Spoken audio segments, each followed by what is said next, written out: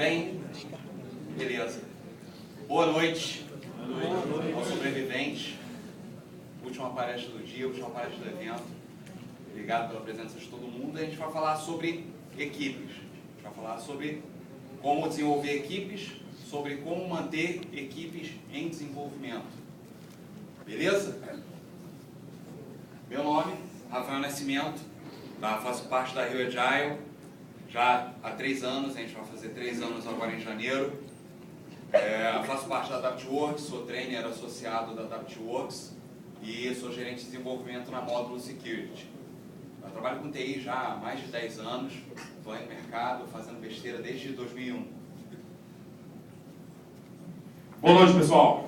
Boa noite. Maravilha, show de bola, é isso aí. Bom, sou o Manuel, trabalho na Adaptworks, também faço parte do Agile Brasil. Estou há algum tempinho já fazendo um monte de coisa com o Rafael, e a ideia aqui é estar tentando compartilhar alguns insights e algumas experiências exatamente sobre essa dimensão de como cultivar, como trabalhar dentro dessa questão de times. Beleza? Bom, vamos começar então alinhando todo mundo sobre o que é um time. Levanta a mão aí para mim se vocês acham que isso aqui é um time, de verdade. Pô, pouca gente, hein, cara. Time de verdade, ó. 2006, 2010, 2006. O Adriano tá aí, não é um time, né? Entendi.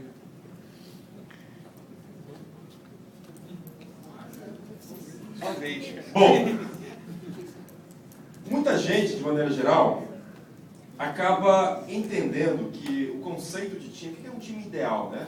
É que uma representação meio que assim, tipo, time high five, sabe? Onde high five? Pare, olha, eu sou o time. Agora. Vai, como é que é? Não consigo.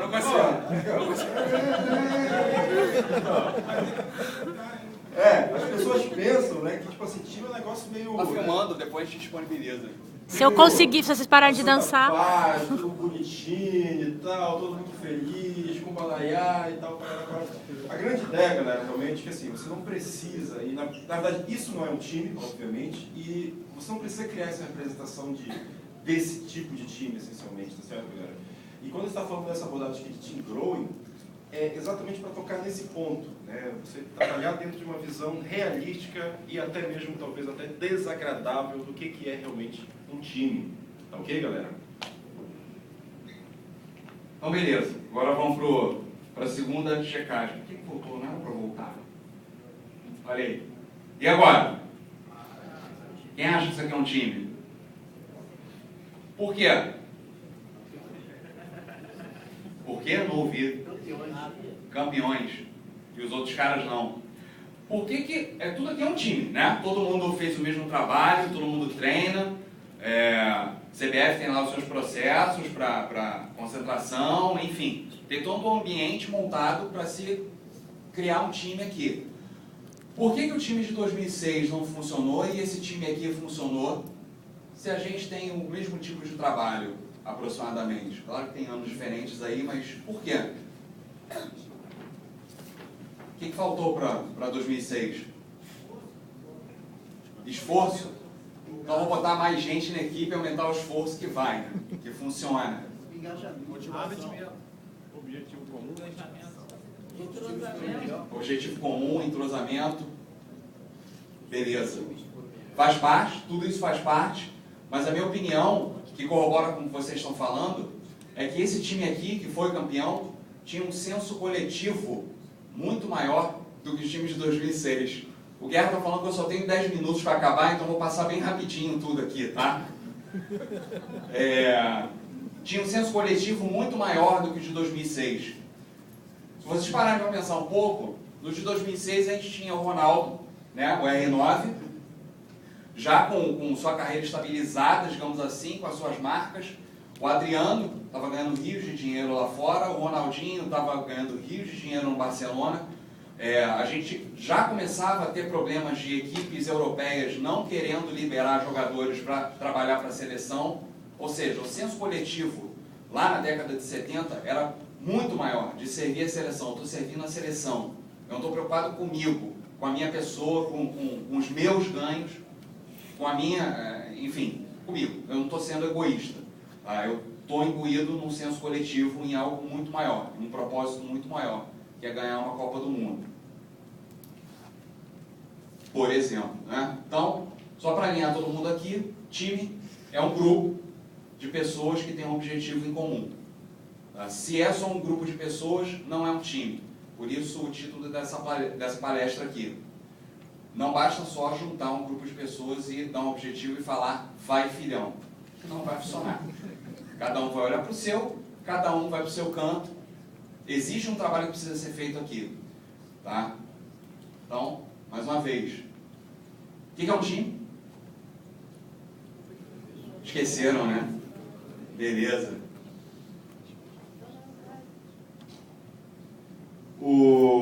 Bom, agora é o seguinte, galera.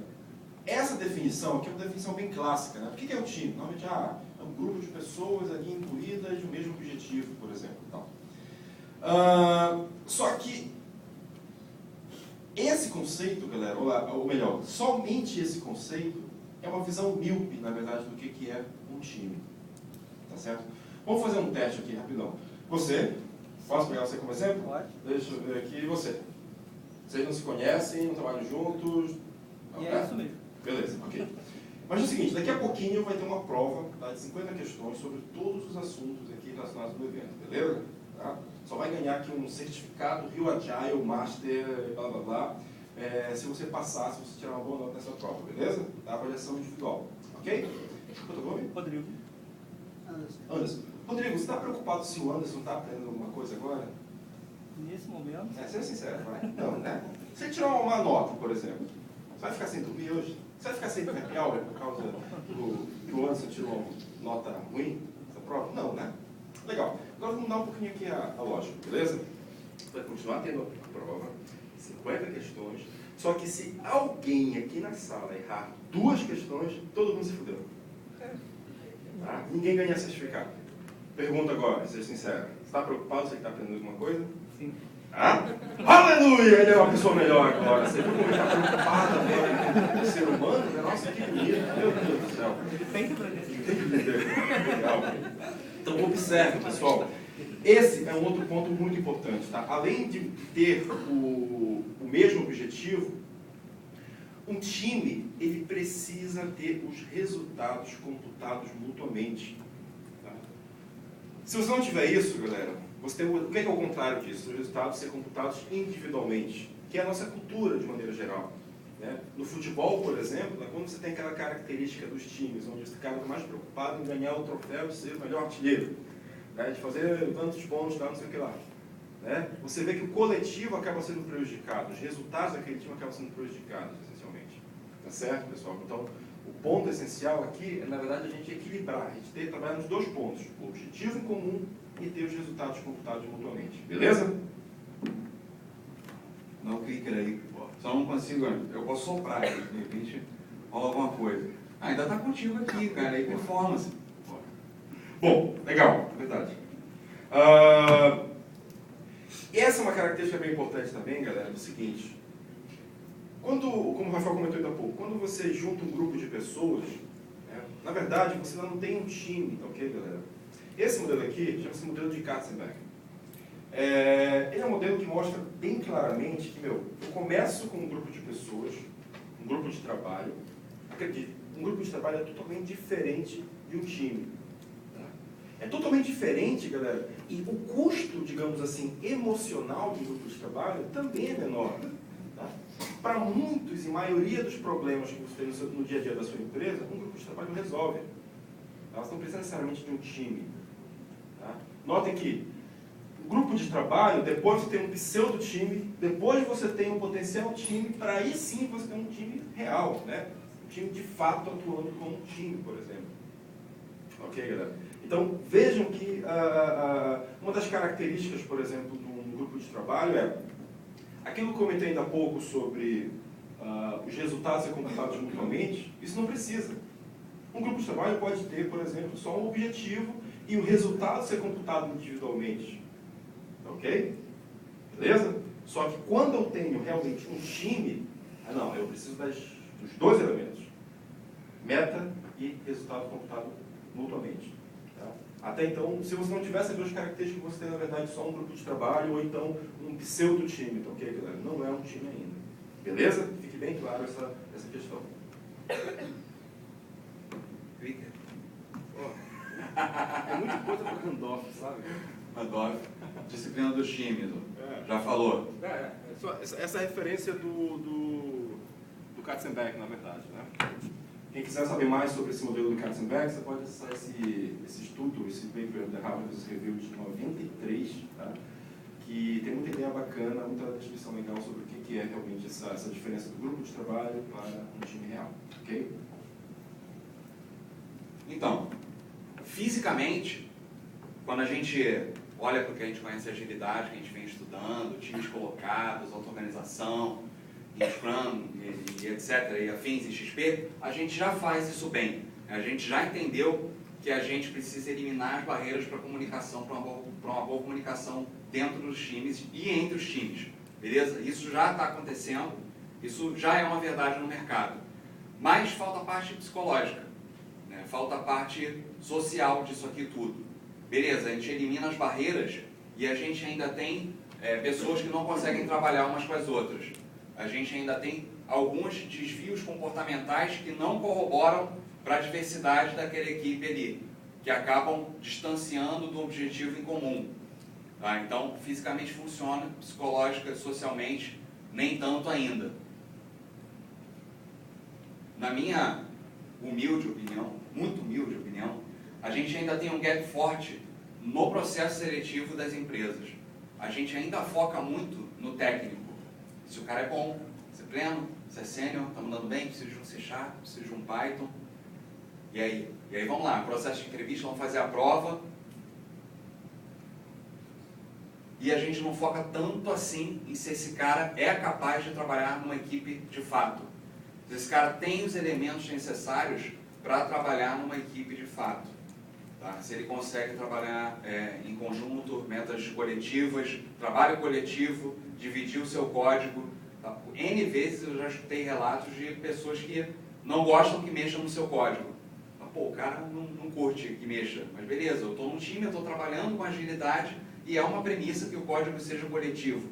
E mesmo assim existe aquele ciúme e reage mal a feedback. Então esse tipo de coisa precisa ser mapeada dentro de um processo seletivo hoje em dia para desenvolvedores também.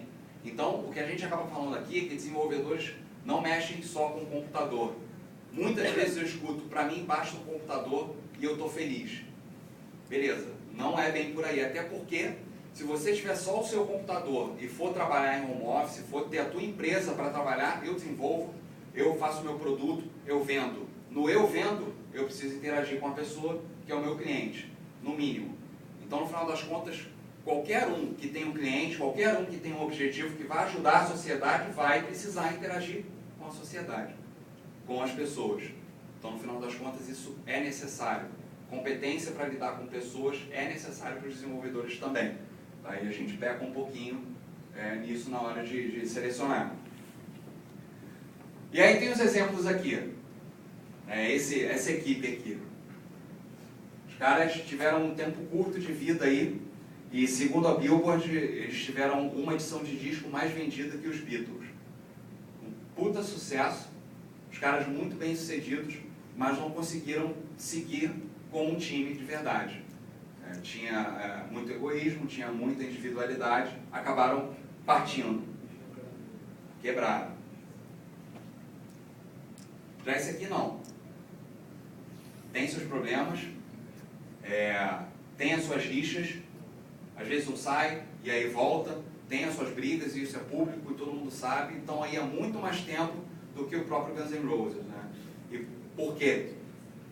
Numa das entrevistas que me chamaram a atenção para colocar esses caras aqui, um dos componentes comentou que o líder da banda, que é o Tyler, que é o vocalista, ele não sai, evita sair da banda, ele sente sair da banda, porque para ele, a entidade Aerosmith é muito maior do que ele próprio. E olha que ele próprio é o que mais chama atenção na banda inteira. mas ele tem a consciência de que aquela entidade é muito maior do que ele. Ele só é o que é, só existe ali, só tem sentido ali e para a sociedade porque essa entidade existe. Porque ele cumpre um objetivo coletivo com essa galera aqui.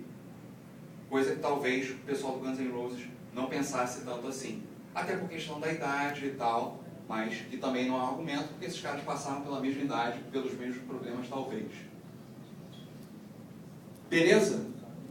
Então, a galera precisa saber trabalhar em equipe, não só desenvolver. Isso é necessário no nosso mercado também. E aí a gente parte para a produtividade. A produtividade em projetos ágeis, o famoso gráfico, Chaos Manifesto, onde a gente explicita ali que o grau de falha em projetos ágeis já está menor do que o grau de falha em projeto Waterfall. Então, hoje a gente já tem uma virada da agilidade frente ao Waterfall. A gente já tem mais sucesso com agilidade do que com Waterfall. Claro que existem contextos que você pode aplicar um ou outro tranquilamente, que vai funcionar, você pode escolher, mas já existe uma virada no uso, ok? Mas, mesmo assim, a gente ainda não tem uma visibilidade muito boa do que a produtividade tem que ser para o desenvolvedor, para as equipes de software.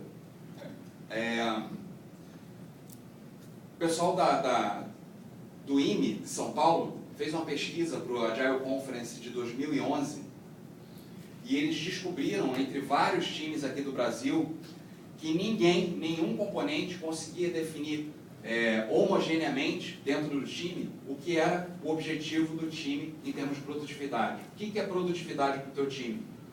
Uns falaram que é o quanto eu produzo por dia, ou o quanto de código eu escrevo, ou o quanto eu produzo por semana, ou quantos pontos eu entrego, ou quanto de valor agregado, ou quantas funcionalidades. Tem N formas de você achar que está sendo produtivo. Tá? Tem N formas de explicitar a sua produtividade. Mas, na verdade, só existe uma forma de explicitar a produtividade. Satisfação do teu cliente. Tá? Então, por mais que você tenha N métricas que mostrem o teu progresso, as métricas do teu progresso não são o objetivo comum daquele grupo. O objetivo comum daquele grupo é a satisfação do cliente. E aí, como a gente trabalha a nossa equipe, o nosso grupo, para correr atrás desse objetivo em comum. Build. Build é uma lacuna que falta dentro desse mundo ágil, que pouca gente toca e que pouca gente treina, que pouca gente oferece alguma coisa para ajudar gestores, para ajudar equipes a passar por alguns problemas mais complexos psicologicamente em termos de grupo. A gente fala muito de processo, a gente fala muito em Scrum, a gente fala muito sobre como formatar como a gente trabalha, e a gente fala muito sobre a organização, sobre a cultura, sobre como mudar a organização, sobre mudança. Então a gente está pulando o tempo inteiro. A gente está falando de processo aqui, dá um pulo pelos times e fala sobre a organização lá.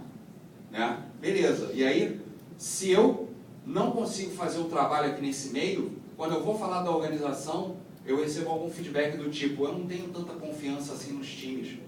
Eu não acho que os times produzem tão bem assim para eu conseguir mudar um pouco a minha cultura ali e aqui. Então, no mínimo, eu preciso voltar um pouco, olhar para as equipes e trabalhar as equipes. Trabalhar a maturidade das equipes para chegar na organização e conseguir provocar a mudança que eu preciso provocar para fazer com que tudo trabalhe de uma forma ágil, mais homogênea. Tá? Então existe um espaço vazio aqui. A gente não trabalha os times, a gente não trabalha as equipes. E está errado. Está errado. A gente contrata errado e a gente não trabalha as equipes. Quer falar? Eu estou enfático. E aí a gente começa a entrar em alguns modelos. Tá? Eu tenho alguns exemplos de modelos. E eu vou só dar um início nesses modelos aqui e dar uma pincelada em como a gente pode usar mais para o final. Tá? Em que momentos. Mas a gente tem N modelos para lidar com o desenvolvimento e com a manutenção desse desenvolvimento de uma equipe ao longo da existência dela. Tá? E até quando a gente está criando o time. Hoje, o que eu vejo na maioria das vezes é eu tenho um projeto, eu preciso contratar um monte de gente, beleza, o projeto é esse aqui, esse é o cronograma, eu tenho o nome de cada pessoa, ou eu tenho desenvolvedor 1, desenvolvedor 2, desenvolvedor 3, aí você escolhe o seu número e pega o que você tem que fazer, e vai lá e faz, e aí cada um senta lá no seu computador e faz.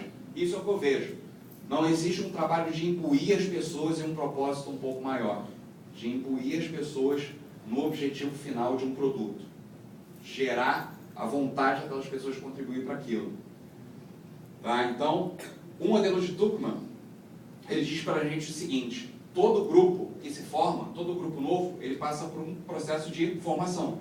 Né? Eles não confiam uns nos outros. Depois eles passam por um processo de storming. Eles começam a desconfiar uns dos outros. Tá? Então, no processo de forming, existe uma harmonia artificial. As pessoas não conseguem nem confiar, nem desconfiar, porque não se conhecem. Tá? Então, ficaria aquela coisa, tudo muito bem, o cara fez uma besteira ali, mas beleza, deve ter sido só essa vez, então vou ficar na minha, vou relevar, enfim. Com o passar do tempo, com aquela besteirinha que o cara fez, eu relevei acontecendo o tempo inteiro, a gente começa a mapear que, putz, o cara é assim. E aí eu vou ter que conviver com isso 8 horas por dia. O cara faz isso, me incomoda. Sei lá, o cara tira a meleca no trabalho. Me incomoda. E eu achei que fosse só uma vez que eu tinha visto, sem querer, mas não, é explícito. Ele gosta. Tá? E aí, eu falei da meleca e ele se empolgou. Fui citado. E além da... Pegando o exemplo da meleca, né? Além de pegar e dizer assim, eu vou fazer isso, o cara vai fazer isso para sempre, tirar a meleca é algo que me incomoda. Entendeu? Então, observe que a grande sacada aqui do ciclo de Tuckman é exatamente o seguinte: no forming, nós temos uma necessidade humana de sermos aceitos, de fazer parte de alguma coisa. Então, a última coisa que a gente quer nesse momento do forming é se indispor com alguém. Entendeu? Manja, então, não vou dar assim, não vou tocar nesse assunto, né, delicado com o cara aqui. Mas depois de um tempo, aquilo que você abriu mão lá no passado, por exemplo, aceitar que o Rafael tirasse a meleca, né, aquilo começa a me incomodar. Por quê? Porque é importante para mim, né, que alguém, não vejo ninguém tirando meleca do nariz, por exemplo. É um valor meu, tá certo? Então, como é um valor, então me incomoda, e aí sim vem o storm, vem os grandes conflitos e por aí vai. Beleza? Trazendo isso um pouco mais para a vida real, a gente tem aí 3 elementos que ajudam a motivar pessoas que trabalham em equipe, tá? Desenvolvedores ou afins. Todo mundo que está ali dentro de uma equipe precisa mostrar competência, comprometimento e preocupação com o que está fazendo, em todos os aspectos. Competência, comprometimento e preocupação. Se um desses 3 não existe, é aquela meleca que o cara está tirando, que está te incomodando.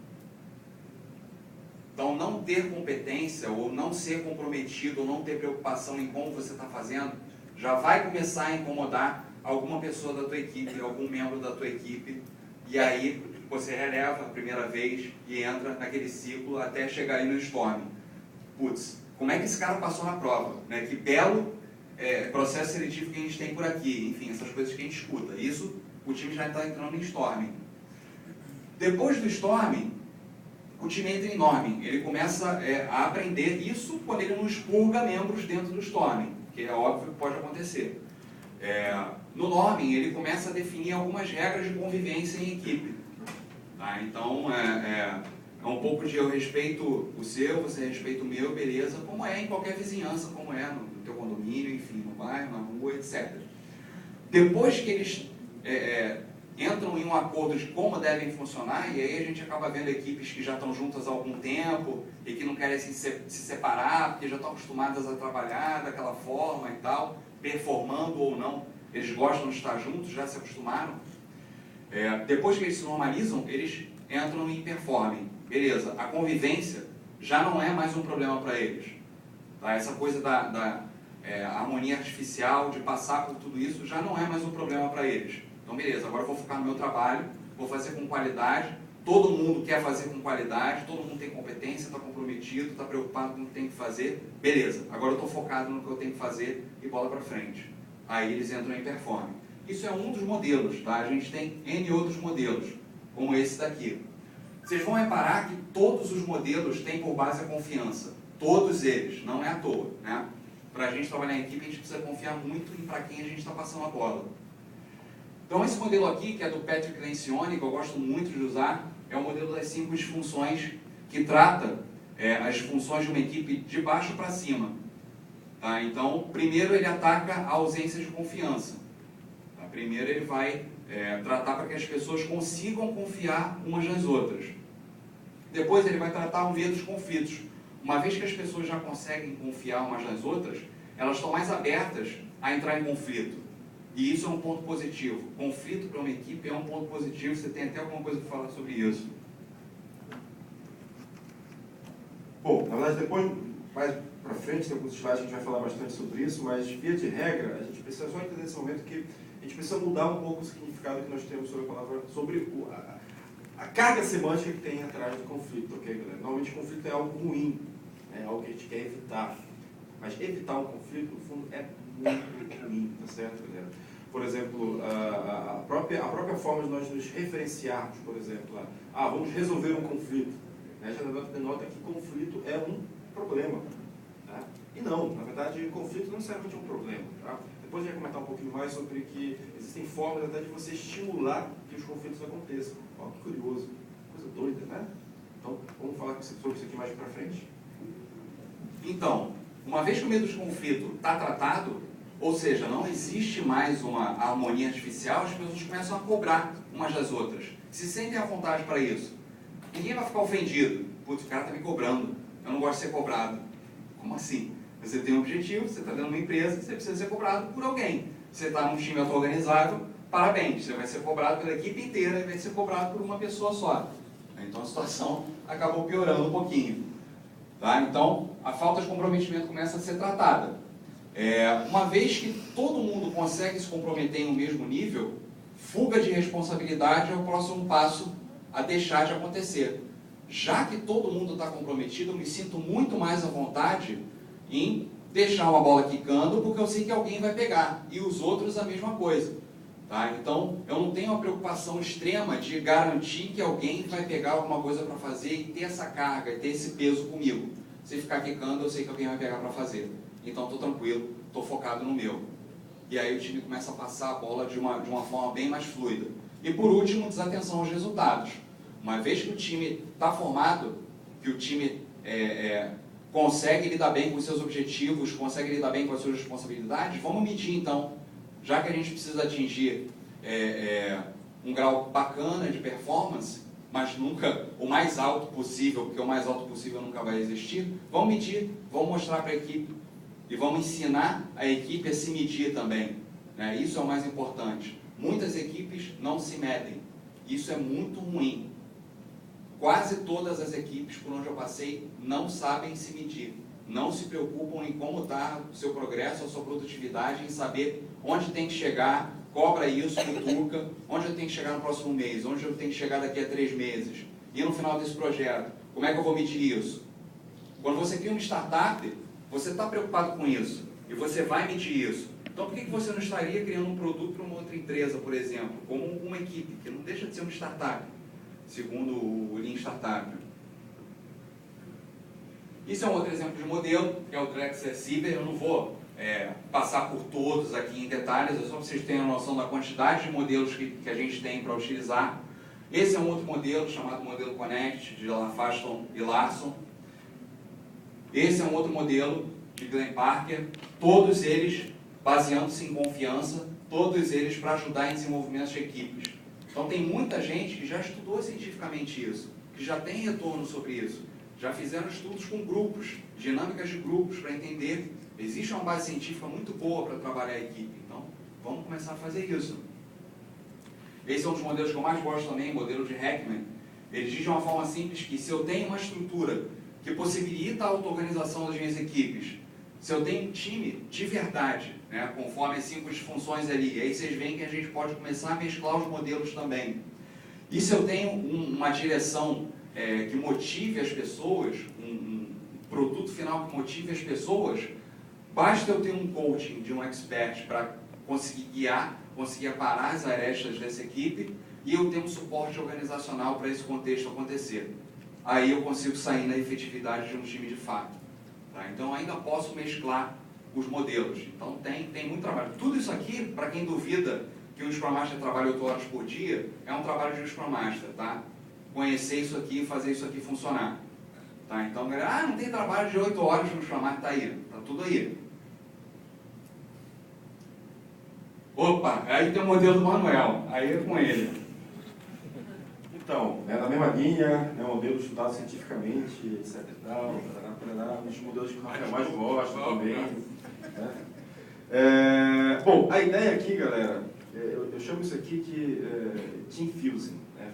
Trabalhando muito com o conceito de fusão em times. E qual é o conceito básico, galera? Cada indivíduo aqui é diferente, certo? Então, tem seus valores diferentes, percepções diferentes, propósitos diferentes. Quando você junta isso num grupo de pessoas, essas diferenças continuam, certo? As pessoas têm percepções diferentes, por exemplo, como o Rafa comentou, sobre o que é produtividade, por exemplo. Então, as pessoas estão em um estágio de difusão ainda, né? Cada um quer ir para um lado, por exemplo. Cada um tem seus objetivos pessoais ainda ali, tá certo, galera? Então, está acontecendo exatamente a difusão, tá? E para o time começar a gerar a famosa performance, por exemplo, né, que as organizações necessitam, né, é necessário que nós consigamos fazer a fusão daquilo. Observe bem, quando a gente pega, por exemplo, duas empresas, né, e junta essas duas empresas, uma compra a outra, a gente não faz uma fusão, não são coisas diferentes que a gente está fundindo, assim também são as pessoas, galera, são pessoas diferentes que a gente está fundindo aqui para que aquilo se torne uma unidade só. Entendeu, galera? A gente está fundindo as pessoas para que não tenha só o Rafael, nem o Manuel, nem o Márcio, nem a Simone, mas sim tenha agora o time. A organização não está vendo individualmente essas pessoas aqui, está vendo apenas o time. Essa que é a grande questão aqui, né? E começar a gerar resultados acima disso. E o ponto essencial é o quanto de tempo, tá, que a gente vai gastar ou vai demorar para que isso aconteça, para que essa fusão aconteça. Porque quanto mais longa for a difusão, mais lenta, né, mais retardada vai ser a tua performance. Você não vai conseguir atingir a performance enquanto você estiver nesse ciclo aqui de difusão. Ok, galera? Mas e o que gera, essencialmente, essa difusão? Eu tenho aqui, então, os 4 elementos difusores de um time. Tá? Vamos entender aqui quais são esses elementos difusores, galera. Vamos começar pelo baixo QE grupal. Nossa, que nome bonito, né? Baixo QE grupal. Não é isso que vocês estão pensando, não, tá ok, galera? A ideia é trabalhar num nível de coeficiente emocional, só que agora coletivo, tá? Dentro do time, dentro do grupo, essencialmente. Tá certo? E isso tem a ver com outros aspectos, por exemplo, sobre o quanto que eu estou aberto a receber feedback, por exemplo. Né? Ou então, o quanto que eu tenho milímetro para tratar determinado assunto com um membro de um time. Tá? Eu sempre gosto de falar, por exemplo, que meus times bons são os times de carioca. Por quê? Porque assim, vai que carioca dá feedback para alguém dentro do time, né? Como é que é, Rafael? Porra, meu irmão, e aí, sabe? Porra, tá uma merda, caralho. Porra, desliga aí, mano. Bota uma cerveja e a gente vê como é que Porra, vai. caralho, né? Não sei o quê. Então, se você tiver um time só de cariocas, isso, porra, tá excelente. Porra, né? Sempre, né? Por quê? Porque assim, existe uma forma direta, não estou falando para você xingar o teu colega, certo? Mas entenda que você não está procurando meio termo, não está procurando, como é que eu vou falar tal assunto aqui para o Rafael, sem fazer com que o Rafael fique magoado, por exemplo. Tá? Então, quando você tem times que já estão rodando de repente há um certo tempo, você vê que eles têm um alto QE grupal. Né? Então, eu posso falar qualquer verdade, qualquer situação com o Rafael, por exemplo, que, o Rafael não vai ficar ofendido, não vai querer me bater, não vai querer me matar, nada disso, nem vai querer sair do time, nem vai chorar. Beleza, Rafael? É isso? Acho que sim. Bom, um outro aspecto é o que eu chamo de baixa taxa de feedbackabilidade, novamente. Tá? Acreditem, feedback até para time, tanto o feedback de resultado, com o que você está fazendo, mas feedback, por exemplo, comportamental, galera. Né? Olha só, imagina que eu quero dar um feedback para o Rafael, beleza? Eu quero falar, vamos usar de novo, vou tirar a meleca do nariz, vai. Eu quero dar um feedback sobre isso. Só que eu tenho medo da reação do Rafael sobre esse meu feedback. Né? Tipo assim, será que o Rafael vai brigar comigo? Será que o Rafael vai reagir bem? Será que o Rafael vai querer sair da empresa, sair do time por causa desse feedback? O que eu tenho aqui, galera? Eu tenho uma hipótese, eu tenho uma especulação de comportamento. Quanto mais tempo eu demorar para validar essa hipótese, pior. Eu estou retardando, né, tratar aquele problema de relacionamento com o Rafael. Esse problema está, inclusive, afetando a própria produtividade do time, nossa própria performance, essencialmente. Entendeu, galera? Então, o que eu quero? Eu quero validar essa hipótese o mais cedo possível. Pô, Rafael, tal situação assim é sensata. Eu quero ver qual vai ser a reação do Rafael nesse sentido, tá? Então, por isso que a baixa taxa de feedbackabilidade também é um elemento difusor para o time. Outro, o desequilíbrio coletivo das competências individuais. Tá? Isso tem muito a ver com a própria proposta ágil, né, de você trabalhar com times multidisciplinares, né, que a ideia é que todas as competências necessárias para o time fazer o trabalho de ponta a ponta estejam contidas no time, que o time seja autossuficiente. Quanto mais dependência o time tiver de outros times, tá, isso vai impactar gravemente a performance e os resultados do time, por exemplo. Tá? Um exemplo que eu gosto de citar é: quantos aqui na sua empresa tem um time de infra? Só o time de infra faz o deploy, por exemplo. Imagina que o time de infra não usa ágil, tem seu próprio processo, etc. E você quer fazer uma sprint de uma semana, por exemplo. Vocês concordam que a sua performance, a sua própria produtividade, quando você entrega, é dependente e é restringida pela própria performance do time de infra? Então, observa, é um exemplo desse desequilíbrio das competências. E, mais uma vez, a contabilização individual dos resultados. Tá certo, galera? Igual como comentei aí há pouco. Então, nós temos esses 4 elementos difusores aqui. E, pegando a ideia principal do coeficiente emocional coletivo, grupal, e linkando com conceitos tipo de Lean Startup. Lean Startup não fala pra gente, por exemplo, fale o mais cedo possível. Né? Entendo que, em esfera de time, galera, é extremamente saudável que a gente comece a exercitar isso aqui. Conflite o mais cedo possível. Lembra o modelo de Tuckman que o Rafael comentou? Lembra que eu tenho o form e depois o storm? O form, galera, ele é agradável. Por quê? Porque é uma harmonia artificial. Né? É legal ficar em form. Eu não estou atacando conflitos. A gente está se dando bem. Olha que legal. High five, é o high five. Eu estou em high five ali o tempo todo. Então, eu tenho uma tendência muito grande, galera, e é perigosa, a tentar prolongar o máximo possível esse estado de form. Tá? Eu vou prolongar isso. Se eu prolongo muito tempo o form, galera, obviamente não vou conseguir gerar performance. Tá ligado? Então, observe que é um fato, galera. O time ele tem que passar pelo storm para ele conseguir alcançar a performance. Não tem como você pular, não tem como você pegar um atalho. Tá? Então, não é saudável prorrogar o storm, prolongar o form. Tá? Então, quanto mais cedo a gente conflitar, melhor para a performance do time. Ok, galera? Isso também que eu comentei ainda há pouco sobre ressignificar a palavra conflito. Tá? Conflito não necessariamente é ruim. Ok, galera? Bom, e aqui tem algumas ações práticas para a gente começar a desenvolver, né? Já que nós tínhamos os elementos difusores, né? Como que a gente faz com que a fusão, essencialmente, comece a acontecer? Né? Aqui tem, ó. A gente precisa ter um ambiente para que os conflitos fluam. Observa, galera. A retrospectiva do Scrum, por exemplo, é uma tentativa de fazer isso daí. Tá? Se a tua retrospectiva não tem ninguém saindo chorando, você não está fazendo uma boa retrospectiva. Claro, isso é uma visão extrema, tá certo, galera? Mas, se você está naquela retrospectiva morna, né, só falando, o que precisa melhorar? O ambiente de deploy, não sei o quê. Nessa reunião, não sei o que lá. Quando você não estiver atacando de fato os problemas comportamentais na retrospectiva, você não está usando bem o teu Scrum.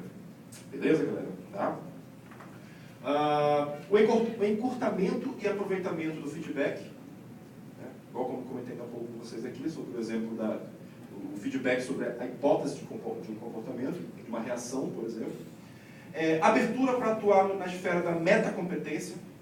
Por exemplo, eu sou desenvolvedor de software, e só sou bom nisso, e só faço isso. Não quero saber, por exemplo, de entender design, ou de entender requisitos, ou de entender testes, por exemplo. O Elias falou brilhantemente sobre isso na parte da tarde.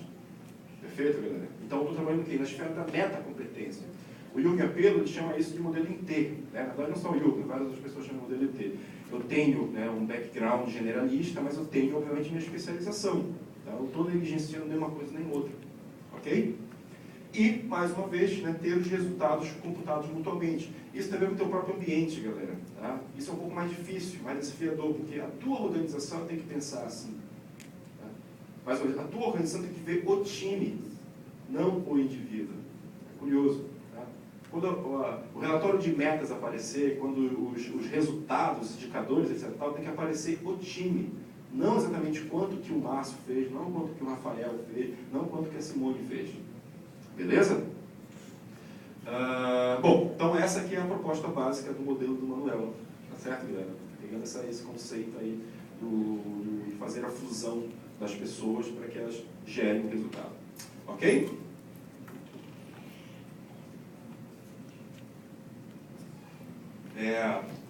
Percebam, por favor, que não há bala de prata, né? Não há um modelo que vai resolver tudo. Muitas vezes a gente vai precisar mesclar. Tá? O próprio processo de building não é um modelo não é uma bala de prata para todos os problemas relativos à equipe. Tá? O processo de building ele funciona principalmente para agilizar a saída dessa harmonia artificial que existe quando se forma um time. Tá? Então eu quero que essa harmonia artificial suma logo de uma vez. Eu não quero que ela aconteça dentro de um projeto. Eu quero que ela aconteça antes do meu projeto começar, para que as pessoas já tenham as suas normas de convivência dentro de uma equipe, já saiba, beleza, como é que eu vou trabalhar aqui, tem um conflito ali, aqui, e que poucos conflitos aconteçam em termos da realidade do projeto. Aparar umas arestas ali para o projeto, uma coisa rápida e vai. E não ainda passar pela harmonia artificial quando se inicia um projeto. Tá? Então não tem uma bala de prata. A gente ainda vai precisar misturar algumas coisas. Para isso, a gente usa uma coisa muito importante, que é o pensamento sistêmico. A gente precisa observar os nossos times, observar os nossos ambientes, como está a relação de cada membro do time com ele próprio e com o nosso ambiente, e usar o modelo correto para cada contexto, para cada momento da minha equipe, do desenvolvimento da minha equipe. Tá? Então, eu tenho um trabalho pesado de início, mas eu tenho um trabalho também durante a existência da equipe. E isso é o growing que a gente chama aqui. Tá? Quando eu crio uma equipe, eu construo, eu faço um building. Durante a existência, eu cultivo aquele espírito de equipe. Eu faço um growing naquela equipe o tempo inteiro, salpicando dinâmicas, observando o comportamento do sistema, escolhendo pontos do modelo para utilizar. Então percebam o tamanho do trabalho para se fazer com as equipes aqui usando esses modelos. Beleza? E ainda tem a questão das individualidades. Né? Eu tenho meus propósitos pessoais, eu quero aprender tal coisa, tal tecnologia. Tá? Então ainda tem isso aí para ajudar a gente e deve ser considerado. Tá? A ideia é equilibrar coletivo com individual. Beleza, eu tenho um objetivo coletivo, eu tenho um senso comum, eu preciso entregar um produto, todo mundo está incluído com isso, mas cada um tem as suas expectativas individuais dentro daquela equipe ou dentro da empresa. E isso é preciso balancear também. É preciso conhecer. E aí Tobias Mayer, que é um grande agilista aí de fora, ele vira e diz pra gente, beleza, não construa times então. Não construa. Na verdade, a ideia é que times têm que emergir. Né? Quando você observa um grupo de garotos jogando bola na rua, sem um campo, sem nada, sem gol, as regras começam a emergir. Né? Se bater na parede, é lateral. E coloca o golzinho ali no chão, no chinelo, passou ali pelo meio, é gol. Essas regras começam a acontecer, eles começam a criar um contexto para agir, se dividem em equipes e jogam dentro das regras. E cada um age como um time e cada equipe, cada grupo ali tenta performar.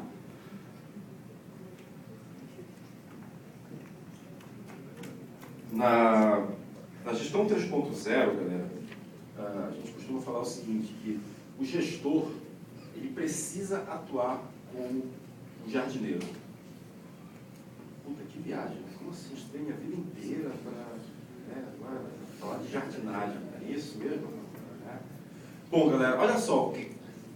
Vamos pegar o jardineiro, o trabalho do jardineiro. O jardineiro, ele planta uma semente, beleza, galera? Ele consegue dizer para a semente assim, semente, agora cresce. Semente, agora coloca galho para fora. Semente, agora galho 90 graus para a esquerda. Agora coloca folha para tal lado. Agora troca a cor da folha desse jeito aqui. O jardineiro consegue fazer isso? Esse nível de detalhe? Não, né? Aonde que o jardineiro age, né, para cuidar da plantinha? Adubando, regando, né? Ou seja, no ambiente, ok, galera? No ambiente. Esse é o grande ponto, tá, galera? Pega a plantinha como se fosse a pessoa. Tá? Então, o gestor 3.0, né? O gestor, o coordenador, o líder 3.0, enfim, ele não vai atuar no indivíduo, né?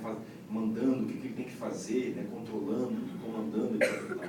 Mas sim ele vai atuar no ambiente para que o ambiente seja um ambiente onde ele consiga ser inspirado a crescer. Pega o exemplo da plantinha aqui.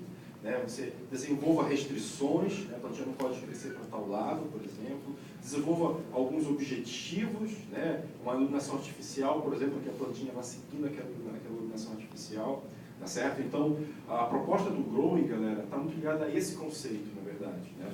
Você trabalhar no ambiente para que os indivíduos, né, dentro de uma visão emergente, eles consigam se construir, essencialmente. Tá? A visão de building, ela é uma visão que também ela remete a uma ideia de que é uma coisa exata. Né? Vou fazer isso, vai dar certo, e o comportamento vai ser esse aqui. Comportamentos são imprevisíveis, galera. Eu não consigo prever qual vai ser o resultado de uma determinada ação. Beleza? Então, essa visão de building, ela acaba tendo digamos, esse problema. Tá? Quando a gente fala de growing, a gente fala que, existe uma certa complexidade, né, nessa dinâmica do time. Tá ok, galera? Então, essa é a ideia básica relacionada ao time growing, essencialmente. Reparem que... Dá o clicker aí, cara. Reparem que o growing é um aprofundamento de um dos aspectos da gestão 3.0. Tá? Eu estou colocando uma lupa sobre os times. É isso que eu estou fazendo. Enquanto a gestão 3.0 trata da organização como um todo, né, é uma linha de produtos, foca no gestor de uma linha, o Growing vai mais a fundo em um dos aspectos da gestão 3.0 e foca em cada equipe. Beleza, então para eu construir uma gestão 3.0 a nível de organização, vamos cuidar de cada equipe e facilitar a emergência de uma gestão 3.0 dentro da organização, de uma gestão mais humanizada, mais efetiva, focada em produto. Tá? E esse é o papel do gestor, tá? Facilitar que isso aconteça, criar facilitadores para que isso aconteça. Eventualmente, algumas pessoas vão sair da equipe. Né? Algumas pessoas no processo de building, de growing, não vão se sentir à vontade dentro de uma equipe. Não prenda as pessoas nas equipes. Se elas estão a fim de sair, beleza, vão procurar outra equipe. Né? E existe um trabalho de manter a pessoa dentro da empresa, mas não necessariamente dentro de uma equipe. Então vamos ver onde ela se encaixa. E aí tem um mapeamento de competências, que a Annelise até comentou ontem, enfim. Então o papel da gestão é facilitar. Né? Molezinha para a galera, molezinha para os times. Beleza? Como é que a gente faz isso então? Beleza, falei, problema, como a gente faz isso? A gente trabalha em 3 aspectos das equipes, em 3 visões das equipes. Como eu vou atingir o meu objetivo, com quem eu vou atingir o meu objetivo e o que é o meu objetivo. São esses 3 aspectos: processo, pessoas e produto, que a gente chama de 3Ps. Por exemplo, tá? Porque eu não vou passar por cada um aqui, que nem vai dar tempo, como é que a gente trabalha processo? Mini palestras, por exemplo, mesas redondas para discutir o processo, material escrito para ensinar como é que é o processo. Vamos usar Scrum, então vamos discutir como é que a gente vai fazer. O Scrum funciona assim, alinha todo mundo, beleza, todo mundo tem a mesma visão do que quer, então vamos embora. Bola para frente, a gente já sabe o como. Vamos passar agora para com quem. Com quem a gente vai fazer esse produto? Com quem a gente vai usar aquele processo? E aí a gente pode usar assessments para conhecer as personalidades de cada pessoa, em nível organizacional ou em nível de equipe, e distribuir isso para as pessoas, tá? Como é que cada pessoa se comporta em cada situação dentro de uma equipe. É uma dinâmica de histórias pessoais para quebrar um pouco a confiança.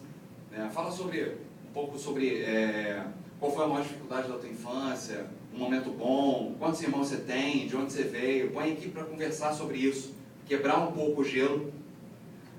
Linhas de jornada é uma outra dinâmica que a gente usa para a experiência das pessoas.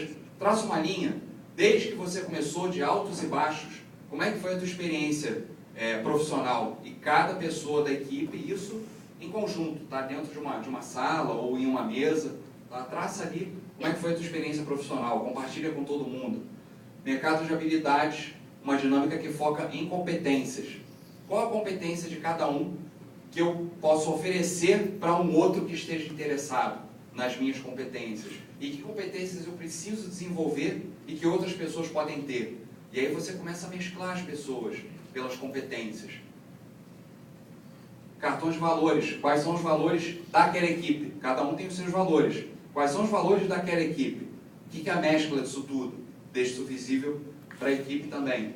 Tudo isso em conjunto, né? O que é tolerável, o que não é, build quebrando, etc. Aquelas coisas que a gente já até conhece. Regras para reuniões, né? Não chegar atrasado, telefone tocando e tal. Então, tudo isso aqui são exemplos de como é que a gente incita a alta performance dentro de uma equipe. Tá? Coisas que a gente pode fazer em grupo para ajudar a criar uma equipe de fato. Tá? Para ajudar a fazer com que as pessoas se conheçam, seus valores, como lidar com conflito, regras de convivência, tá? Tudo isso em dinâmicas. A árvore da alta performance foi um exemplo aqui, que é a árvorezinha que eu já usei em um time para assessment. O que é? Assessments são questionários que as pessoas respondem, questionários genéricos sobre si mesmo. Como é que eu reajo em tal situação? Geralmente eles são grandes. No final, como resultado, eles dão como é que é aquela personalidade, a personalidade daquela pessoa ali. Se ela é mais diretiva, se ela é mais direcionável, se ela é reativa, enfim, tem um laudo que sai. Autoavaliação. Beleza? Então você pode usar metáforas também. Né? Ao invés de falar sobre alta performance, como é que a gente chega nela em termos de valores, em termos de princípios? Isso é uma árvore utilizada por uma corte americana. Enfim, e assim a gente ajuda as pessoas a se conhecerem. Beleza? Facilitamos a vida da galera sob o aspecto de pessoas. Agora falta o produto. Eu já sei como eu vou fazer e com quem eu vou fazer. A harmonia artificial foi-se embora, eu sei como eu vou trabalhar. Então agora o que eu vou fazer de fato? Eu posso começar a construir uma visão do cliente, do produto com o cliente, fazendo um Product Vision Box, por exemplo. Eu posso facilitar a equipe para criar elevator pitch sobre o produto que eles estão fazendo ou sobre a release que eles estão desenvolvendo. Posso gerar um modelinho de visão compartilhada do produto, do objetivo da equipe. Então eu coloco todo mundo para olhar para o mesmo ponto. Beleza, vamos se juntar e vamos discutir sobre o produto agora. Qual é esse objetivo? Então não tem cada um pensando em uma coisa lá no final. Todo mundo está pensando na mesma coisa. Daí eu facilitei os 3 P's. Todo mundo sabe como vai fazer, todo mundo sabe com quem, todo mundo sabe o que vai fazer em grupo. E está visível. Isso aqui não morre numa reunião. Tudo que é gerado numa dinâmica como essa aqui, só que é uma dinâmica que dura 1, 2 dias. É uma coisa um tanto quanto longa, mas é válida. Tudo que é gerado aqui vai para a área do time. Para que a galera lembre de como a gente tem que trabalhar em equipe. Bom, e é o seguinte, pegando toda essa ideia, né, de pessoas, produto e processo, com uma síntese, né, desses elementos aí, nós criamos o Canvas, né, pegando toda essa moda de ter um Canvas. Então, na verdade, a gente tem trabalhado com esse Canvas para facilitar, para guiar, né, um pouco sobre esse entendimento, né, do time sobre o próprio time. Ok, galera? Boa. Bom, esse aqui é o Canvas. Tá? Tem umas áreas muito específicas e vou mostrar para vocês logo um exemplo real desse Canvas aqui. Esse aqui é do nosso time da AdaptWorks, né, da unidade de treinamento. Tá? Nosso time tem um singelo nome de Rebel Allies. Legal. Tá? E aqui o que a gente tem? Ó, mapeamento de competências, tá certo? Rapidamente. O que nós queremos, né, em que assuntos queremos ser competentes, nossas metas, nossos resultados a serem alcançados. Isso aqui são grandes restrições, tá? Definidos pela própria gestão, pela própria direção da organização. Tá? Valores, o que gostamos de fazer, o que não gostamos de fazer. E, principalmente, galera, olha só essa coluninha aqui. Bad smells comportamentais. Tem o conceito de refactoring? Você não faz um refactoring em cima de um bad smell comportamental, um bad smell do teu código? Não é isso, galera? Então, assim também é um comportamento. Tá? A gente começa a criar ações em cima de bad smells comportamentais. Só que em diferentes níveis. Tá? Eu tenho indivíduo, time e organização.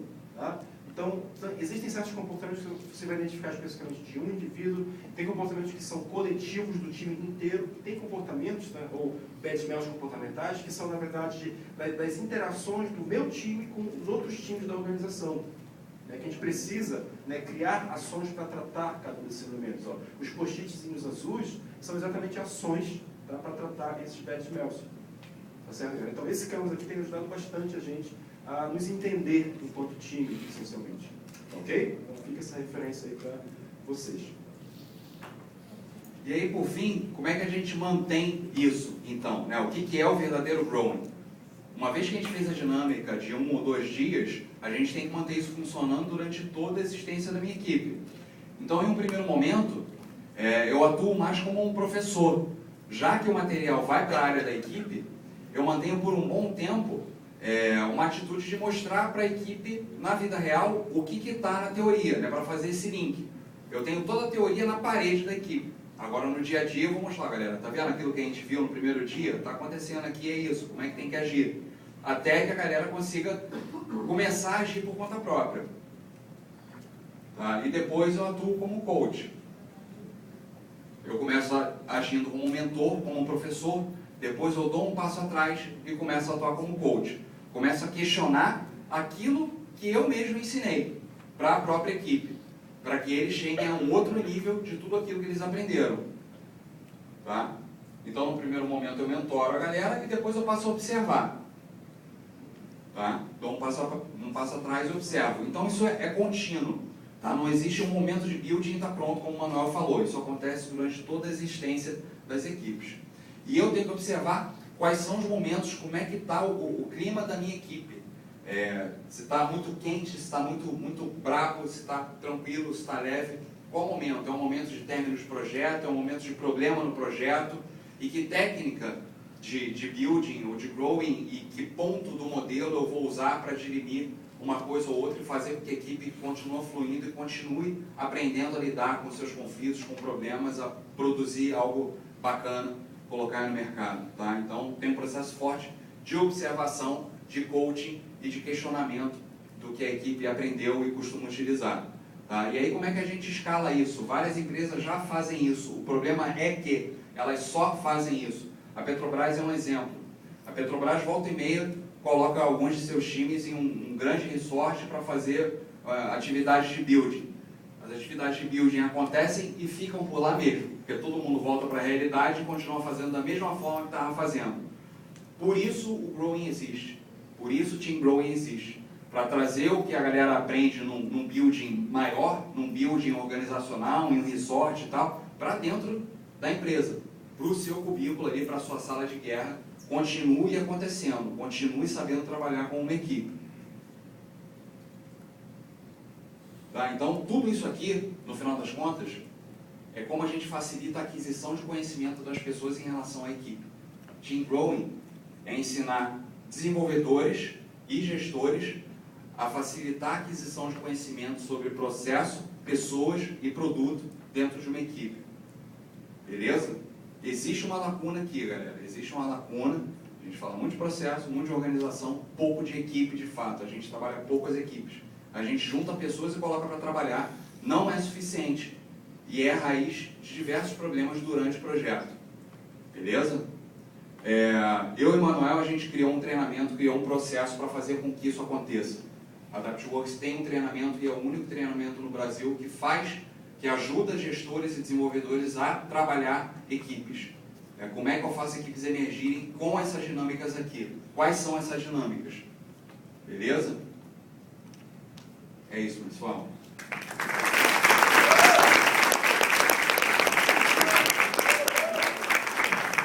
Galera, brigadão, tá? Aqui tem o Twitter, tem o nosso site do Adaptworks também, a gente vai ter mais informações, já tem alguns vídeos também sobre Team Growing, tá certo, galera? Vídeos, tem artigos também, então fiquem de olho nesse assunto, que é um assunto bem interessante. Tá? A gente morreu para pergunta, tá? O tempo está estourado, mas estamos aqui, estamos no happy hour, a gente pode bater um papo. Vai ter sorteio agora, beleza? Então, é só o tempo do sorteio.